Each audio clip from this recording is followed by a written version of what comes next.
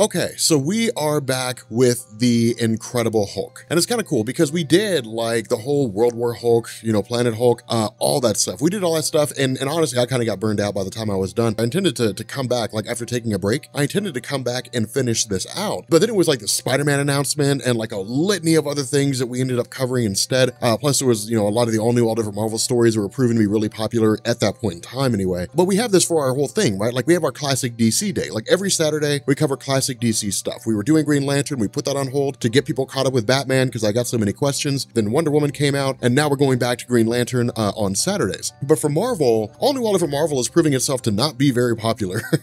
So we're covering a bunch of the older stuff, kind of getting caught back up with the Incredible Hulk, getting caught up with Thor. After we're done with the Incredible Hulk, we'll jump back into Spider-Man again. We'll get caught back up with everything after the events of Superior Spider-Man, and then we're going to jump into the X-Men. And then of course this will run all the way till, Generations, when Marvel does that whole thing in the fall, and then Thor and all that kind of good stuff, but we'll cross that bridge when we get to it. For right now, we are focusing on the Incredible Hulk. Now here's the deal. The last part, really the last video that we did, brought an end to Greg Pak's huge epic run, where it was everything from Planet Hulk all the way up until, when it was the end of, Heart of the Monster Hulk. And the last that we saw, Banner and Hulk had just kind of jumped out into the sunset. They had raced off with Red She-Hulk, and that was really it. I mean, it was Bruce Banner and Betty Ross just kind of living together happily ever after, that kind of a thing. What this does is it picks up some point in time after that. We don't really know exactly how long after that, we just know it picks up after that. And the idea here is that the Incredible Hulk is basically just kind of living underground, doing his own thing. And it's really kind of cool because he lives with the Moloids. Now, of course, the Moloids are basically these little henchmen of the Mole Man, but they evolved, from their own thing. If I remember correctly, Jonathan Hickman kind of retold their whole origin and said they were a byproduct of the High Evolutionary, experimenting on various things. But the fact remains that they dwell underground. I mean, that's really their whole thing. They stay underground, and there's millions of them all across the world. The fact remains here, the Incredible Hulk stays here because of the fact that this is peace. This is how he knows peace. It's a way for him to exist outside the realm of humanity, which really kind of begs the question, why didn't he do anything like this before? But the other half of this scenario is really kind of begging the question, what happened to Bruce Banner? Because the Incredible Hulk keeps telling us things about how Banner's not there anymore, Banner's gone, that Banner and Hulk are basically separated. Now, this also comes by way of the introduction of a woman named Amanda Von Doom. Now, the funny thing about this is my initial reaction was, if this is Amanda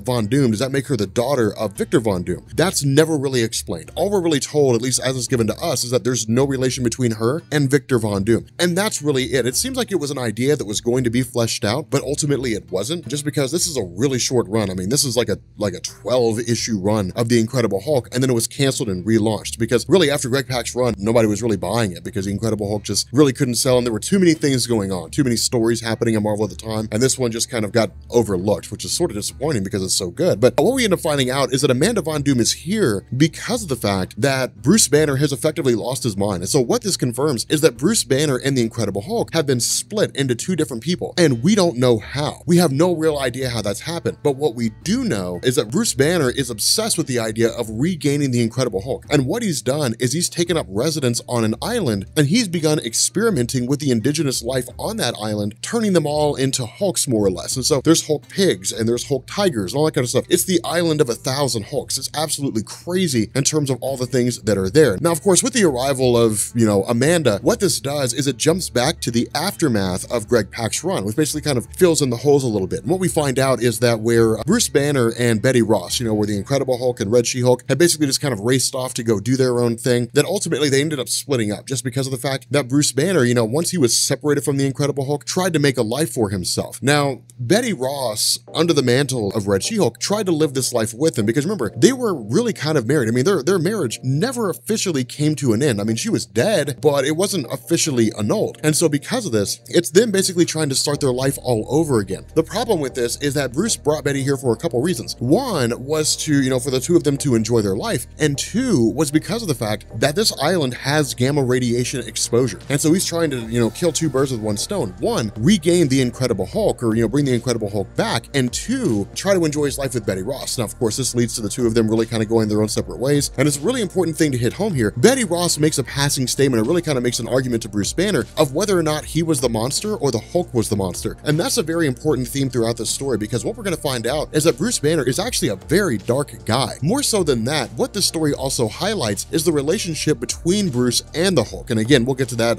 here in a little bit. In terms of Amanda Von Doom, she functions as a member member of a group called the Mad Squad, and they're just one of these small ancillary groups that's contracted by the government that serves a purpose of just finding and tracking down mad scientists. I mean, it's really just kind of like a new introduction that's designed only for this, because as far as I'm aware, Amanda Von Doom never appears in anything outside of the Incredible Hulk. She appears in this run, and then she's never seen or heard from again, and that's it. Like, that's the end of her character. She's basically gone forever. But what she basically tells the Incredible Hulk is, look, we don't know what happened between you and Banner. We don't really know what took place. The Hulk kind of vaguely, you know, draws the idea that somebody was the one that split them up, that Hulk was the one that came up with the idea in the first place for the two of them to split. But the idea here is basically that Bruce Banner's been experimenting on this life. He's really kind of lost his mind, and the idea is to go find him and bring him in. It's really, at this point, he's really just like a contract for the Mad Squad, and that's really it. I mean, that's the extension of it. It's not some higher purpose. It's not like Nick Fury called them in or anything like that. It's just they're there, contracted by the government to bring Banner in, and that's really it. But what we end up doing here is we find out the lengths at which Banner's gone and going through and kind of transforming these things. For example, they run into an Incredible Hulk version of a great white shark. Now, I gotta tell you guys, this is absolutely horrifying. Like, a great white shark that's been mutated and increased in size and durability and strength by gamma radiation is absolutely terrifying to me. It's like a megalodon shark. Now, of course,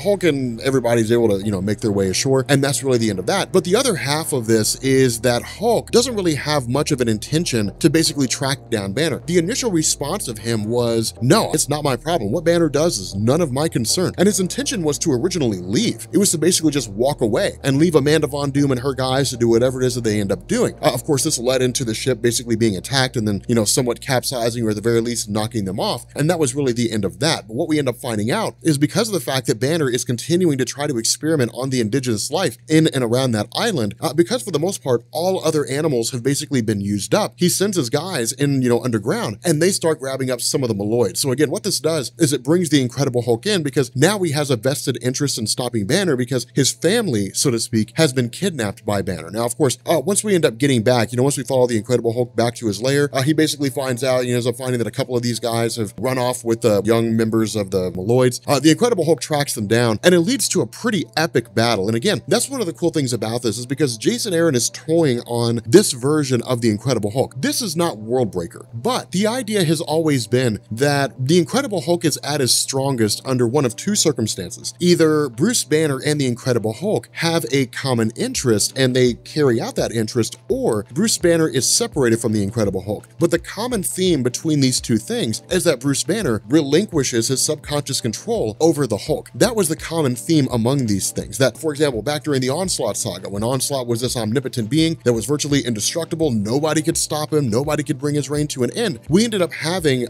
know, Jean Grey really kind of like repress, or I guess suppress, the entire Bruce Banner personality before eventually splitting him away, which allowed Savage Hulk to emerge. The Incredible Hulk with all his unbridled rage and unbridled power without the influence of Bruce Banner. With Worldbreaker Hulk, it was the two of them kind of acting in tandem. Banner found happiness through the Incredible Hulk's happiness, but that was ultimately stripped away when the ship that the Illuminati sent the Hulk on ended up exploding, killing everything that he knew and loved. And so again, it really hits home with the idea that the Incredible Hulk is at his strongest when Banner is not subconsciously trying to relinquish his control. Now, in this instance, again, we're kind of toying around with different things here, because when Bruce Banner was removed from the Incredible Hulk, we've seen different reactions. We've seen the Incredible Hulk incredibly powerful, but nowhere near his Worldbreaker Hulk form. Now, one thing to keep in mind is that in relation to the World War Hulk event and in relation to his Worldbreaker Hulk form, that's the angriest he's ever been. He's never been angrier than that. At this point, he's not bloodlusted, right? I mean, he's not lost his rational thinking. He's not totally out of his mind. You know, he's just really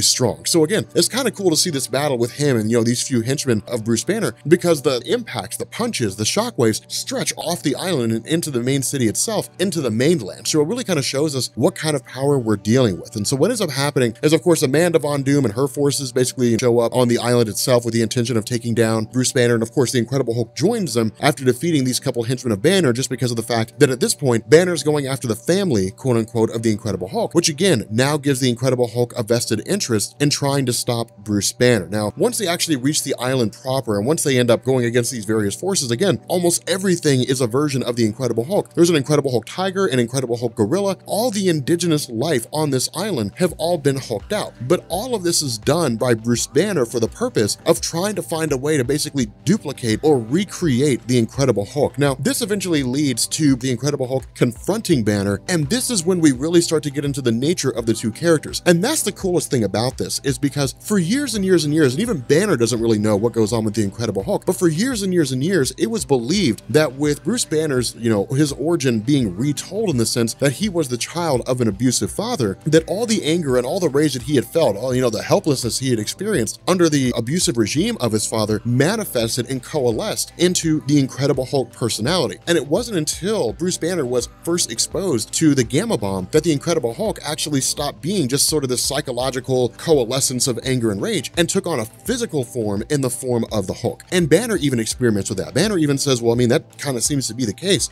I don't even fully understand the relationship between the two of us, but what this also seems to hint at with the two of them being basically split apart is that they are two distinct personalities. They're totally separate from one another. They can exist without the other. Now, again, this is not the first time we've seen this, but it's the first time that a writer has really emphasized and focused on this notion in terms of how the two view one another. The other half of this is that, notice, Bruce Banner's insane. Bruce Banner's absolutely lost his mind and he's crazy. The Incredible Hulk is the rational one. And so again, this really kind of begs some interesting questions, especially when we get into the idea of who it was that split the two of them apart. But of course, with Bruce Banner using what little surprise that he has at his disposal and kind of incapacitating the Hulk only for a fraction of a second, I mean, the Hulk, almost immediately recovers, this begins to get into the idea of who it was that split the two of them apart. And so what we do is we actually jump to about a few weeks before this story took place, and we actually have the Incredible Hulk arriving at the lair of Victor Von Doom, of Dr. Doom. And this is kind of a crazy scenario because the Incredible Hulk goes to him and says, look, I just want myself and Banner to be split apart.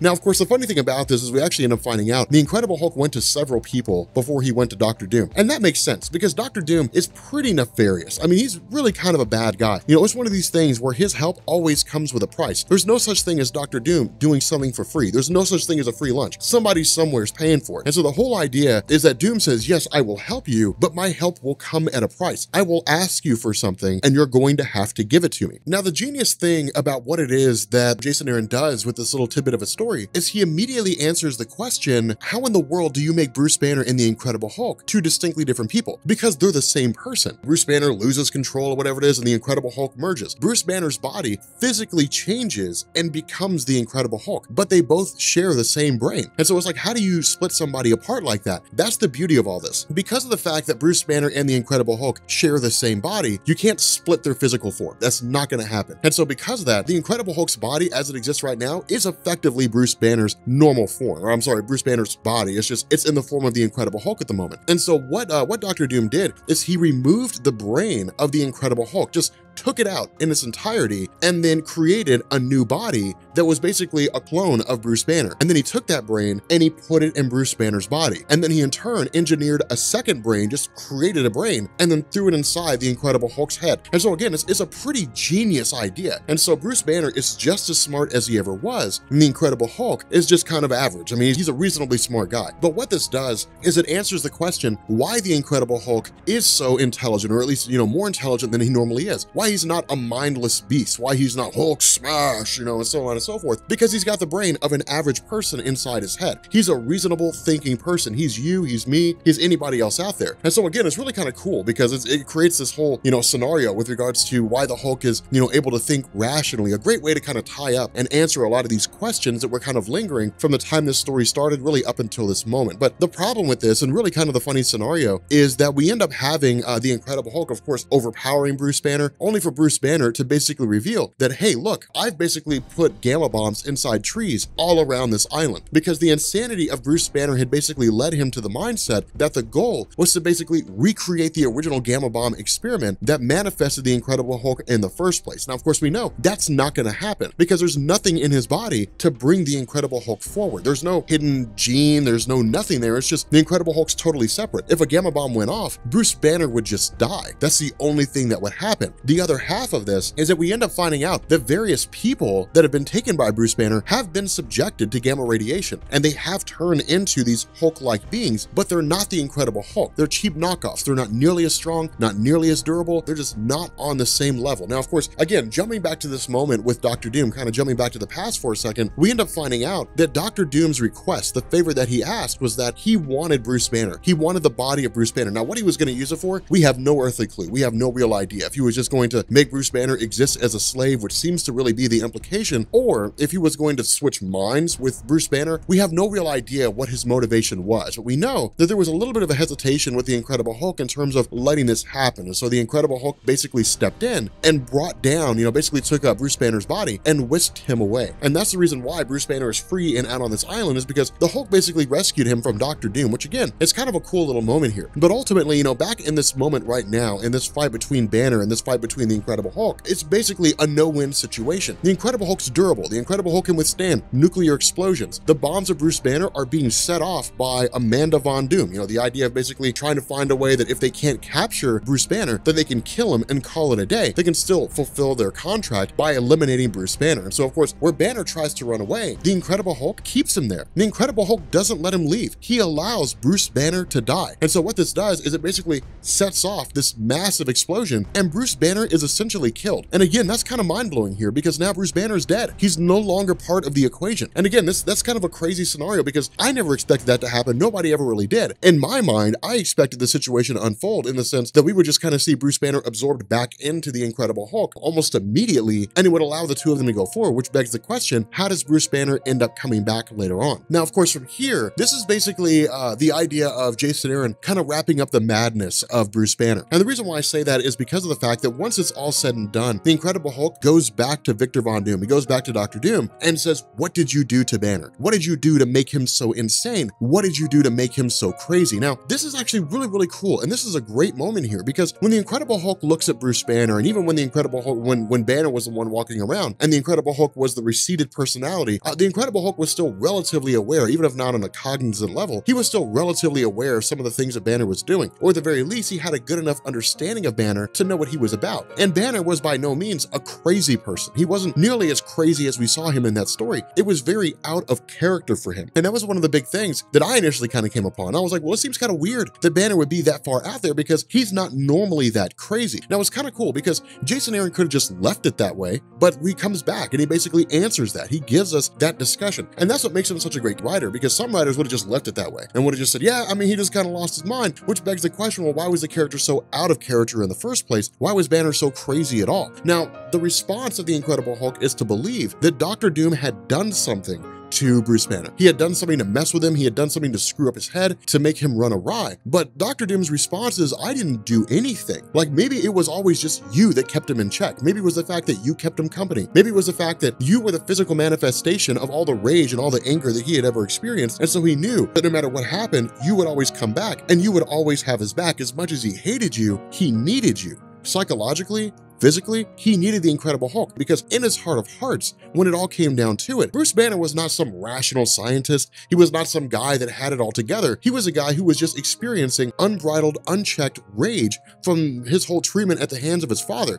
And instead of all that rage being able to coalesce and manifest into the Incredible Hulk, and just kind of basically being a vent for all the rage that Bruce Banner was constantly feeling, instead, it all started bubbling up. And it started driving him crazy, because with Bruce Banner having been the victim of an abusive father, that anger, that rage, that hatred, that resentment, that never goes away. It stays with you forever. And so because of that, it's really kind of an interesting scenario, because what it does is it presents the possibility that this constant anger that Bruce Banner had towards his dad basically allowed itself to be vented through the Incredible Hulk. Whenever the Incredible Hulk was fighting bad guys, whenever the Incredible Hulk was fighting alongside the Earth superheroes, whenever the Incredible Hulk was fighting Wolverine, or he was fighting Deadpool, the events of World War Hulk, of Planet Hulk, it allowed Bruce Banner to vent all that frustration and to vent all that anger, which gives us an explanation of stories like World War Hulk. The whole event worked in tandem because, one, Bruce Banner was angry about losing his happiness, but two, it allowed him to vent all that anger, vent all that frustration towards his dad. But as soon as the Incredible Hulk is gone, there's no way to vent that anger. There's no Incredible Hulk that will allow Banner to cut loose. And so all that anger, all that rage, all that resentment, all that hatred just kind of builds up and it coalesces, and it drives Banner absolutely insane, because there's no out. There's no way to let it go. And so again, it's really, really visceral. It's very real, because it really kind of hits home for a lot of us when we've been down that road, where we've experienced that kind of abusive situation. So it's really kind of a cool scenario with regards to the characters. Now, of course, this inevitably leads to Dr. Doom just kind of overpowering the Incredible Hulk and calling it a day, but it also sets the stage for the Incredible Hulk returning back to the island and really kind of paying his last dues, really kind of paying his last moments to Banner, really kind of burying him, so to speak, or at least what's left, because at this point, it's just a pile of ashes. But we ultimately also end up finding finding out that Amanda Von Doom had taken several of these Hulkified people and beings and so on that were created by Banner and whisked them aboard her own ship for whatever purpose it is that she has planned. We don't really know what the purpose is. We simply just know that it's there. But with that being said, guys, if you are new here to Comics Explained, make sure you guys hit the sub button to become part of the Rob Corps. If you guys enjoyed this video, make sure you drop a like, and yeah, let me know if you guys want to see more Incredible Hulk stuff. And I will catch you all later. Peace.